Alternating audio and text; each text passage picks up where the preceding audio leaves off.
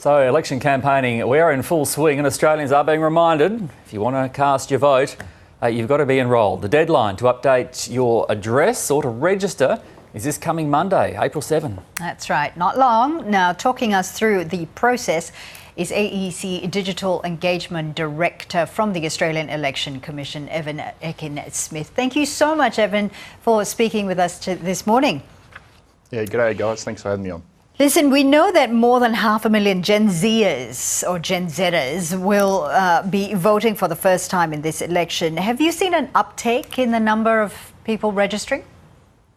Yeah, we certainly have, and this federal election will actually have the most complete electoral roll in history. We estimate around 98% of all eligible Australian citizens are enrolled to vote at the moment. And in the week or so since the Prime Minister announced the election, we've had about 300,000 enrolment transactions. Now, most of those are updates, but there has been some uptick in the number of people on the roll as well. All right, when you say updates and registering as well, how do you ensure that you are properly enrolled? Yeah, it's a really easy process. You just go to aec.gov.au. It's a 5-minute process. You do need some form of identity, of course, but that can be a Medicare card, it can be a driver's licence, a passport. So very easy process. You can do it on your mobile phone, your tablet. So please, we'd really encourage people because time is running out. Is there a penalty if you don't register or you don't vote? Australia's quite unique actually around the world in terms of having a compulsory system. You do have to enrol to vote, you do have to cast a vote as well, of course. Because of that, Australia's got some of the best voting options in the world, about 7,000 odd polling places, 570 early voting centres. We've got 111 centres overseas for this election, which is a record. Remote voter services. We've got mobile teams going into residential care facilities, prisons, homeless shelters and the like. The services really are pretty good, and we're more about the carrot than the stick. It's an important thing to have your say on people that you send up the hill who make decisions on your everyday life. Absolutely.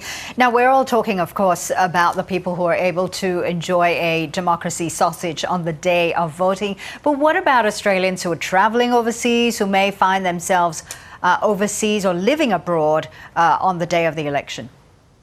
Yeah, so overseas voting centres are the best way to go, and who knows, they might put it on at the High Commission, the democracy sausage, or perhaps something that's a little bit got a local flavour.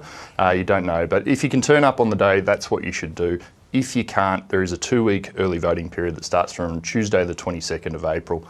That's what you should get on and make sure you do.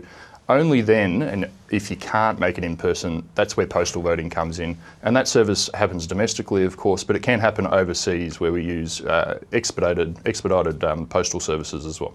Evan, okay, we know that the deadline to enrol is April 7th.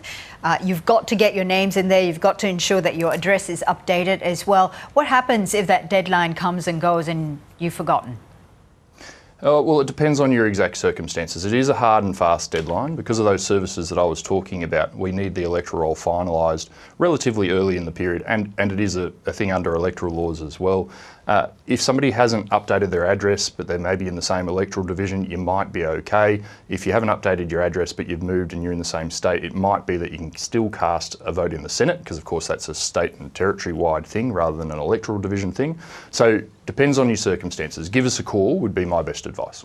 Evan, we know, and we've been talking here on Weekend Breakfast about the various campaigns that are being played out on social media at the moment, and there's been a lot of talk about content creators and their role in terms of spruiking different political messages as well. Now, there was a recent decision that a podcaster had not breached any rules when posting a particular interview with the Prime Minister or the Greens leader, Adam Band. Where is that fine line for content creators who want to get in on spruiking a particular message? Yeah, it's a little bit of a complex one, and probably because these sorts of newer, more modern forms of media are coming into the political landscape more so this election than they have been in the past, not specifically addressed necessarily by electoral laws. We had a look at that content that had been referred to us. It looked like the questions that were being asked were audience-led. There was no evidence available to us, at least at this stage, that there was any payment that was made for that. The decisions around what needs to have an authorisation statement or not really have a few factors to it.